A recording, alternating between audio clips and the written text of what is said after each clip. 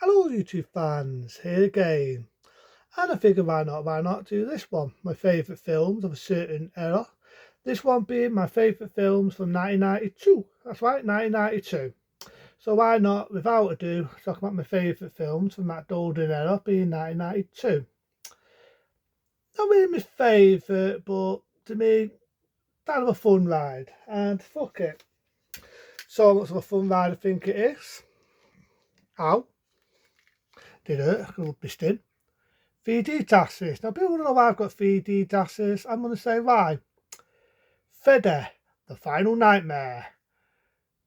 With these tasses, but I remember back in the golden days of VHS, we had three 3D tasses thrown in with it, and that would have been 3D tasses, because as we know, the ending of Freddy's Nightmare originally was going to be the last Elm Street film, and I think it should have been the last one, as we saw the shit make. This was a fun ride. To me, this was a fun ride. Now, yeah, I'm not a lover of knowing his background story. Like, I wasn't a lover of Freddy's fucking nun, his mum, sorry. Freddy's mum, the nun. I knew I get it right. Say it again. Freddy's mum, the nun. Didn't give a fine shit. Didn't give a shit whether he was a bastard of 1,000 maniacs and all this fucking baloney. And I do feel the ending of Elm Street, you got all that. His stepfather, played by Alice Cooper, rips him. He kills animals. Everything, I mean, everything. From killing animals, being buried, he's the son of 1,000 maniacs, his fucking stepfather ripping him. I felt with the original, the less you knew of him, all you need to know is he was a child murderer. The less you knew of him, made that character more frightening. I say it again, made that character more frightening. But I do like the background story with knowing the fact he had a daughter and a wife, what made the character even more thingy, the fact he even had a kid himself. I do like the fact that it wasn't taken too serious at this point. Yeah, you got to this point where you got comedy fed out, but you can see that Robert Englund was having a ball, he was having fun. Robert Englund had that sort of humour, and I like the ending with the even though it's 3D gimmicks. I like that. So that's Freddy's Nightmares, the final nightmare. Another date there for another date action-packed film. That be Universal Soldier with Don Ford Van Damme and Dolph Lundgren.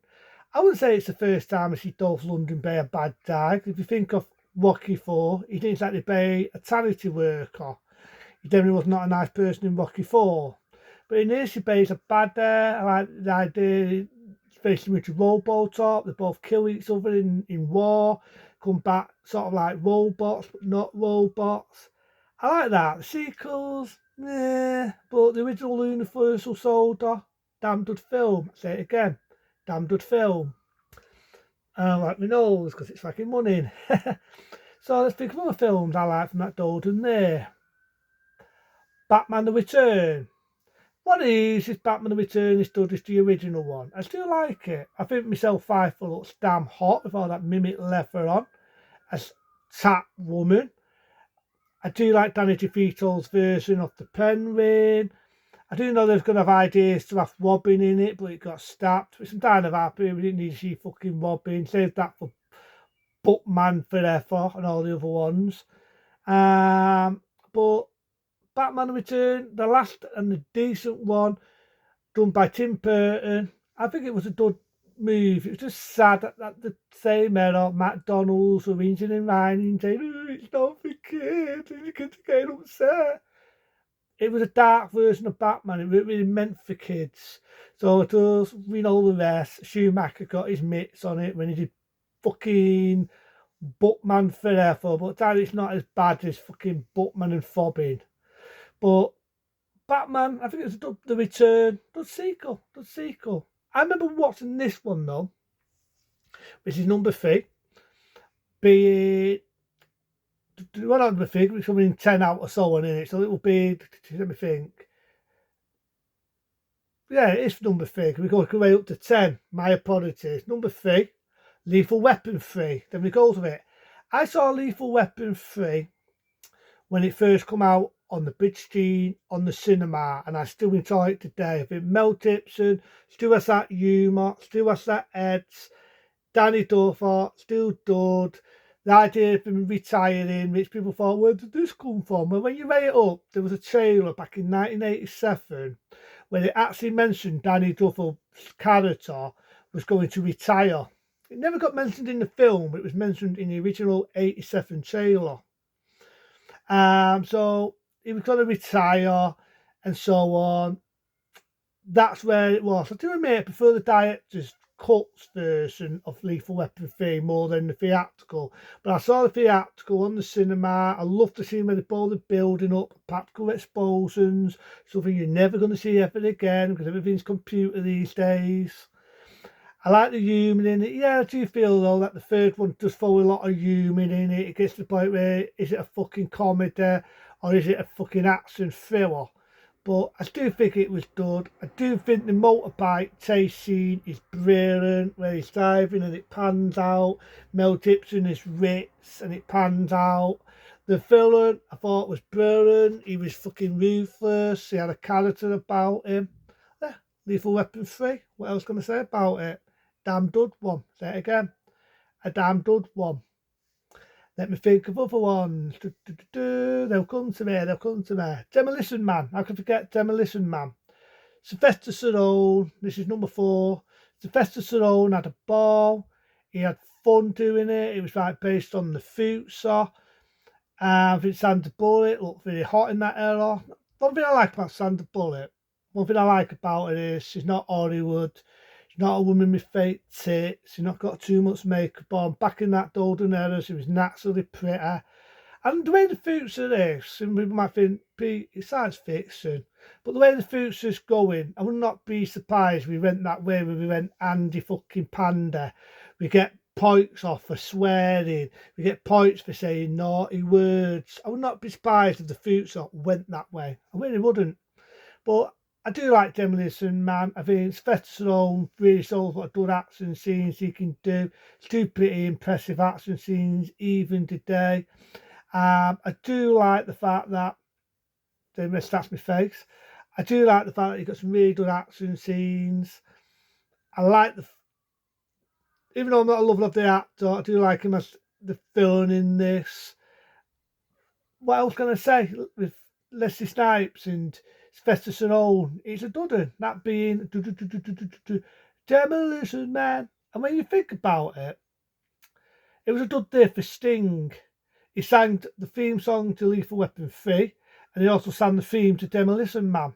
So it was a good day for Sting, the singer, when you think about it. Now we get to number 5. That being, let me think. This one not a lot of people talk about. It's a very unestimated one. I remember doing it with the Woodard Hour films, that being Split Second. I actually like Split Second.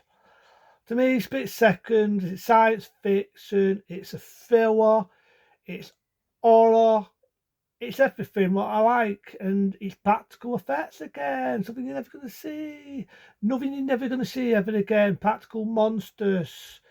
And you look at it, it kind of reminds me of Deadly Spawn. They'll Spawn, the hero, to that monster and eats people. It reminds me of that, only practical. I like the fact it's killing women, it's a serial killer, it's ripping fucking hearts out.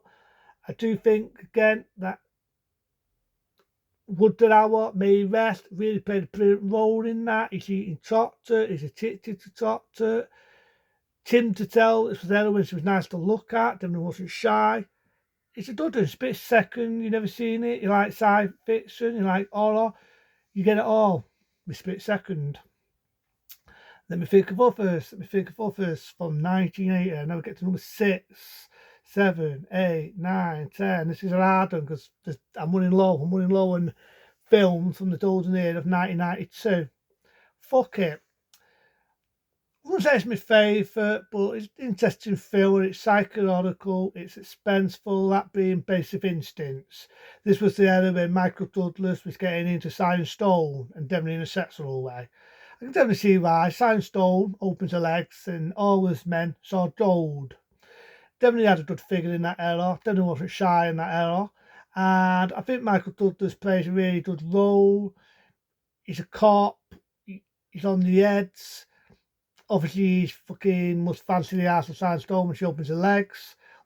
A bit of bonking, but it's more suspenseful. It's more who done it, who did the murder, and at the end, after a bit of more bonking, leaves you thinking, was it Sandstone? What was the murder with the ice pick? I mean, the beginning was pretty shocking. Even now, it's pretty shocking. That being Basic Instincts.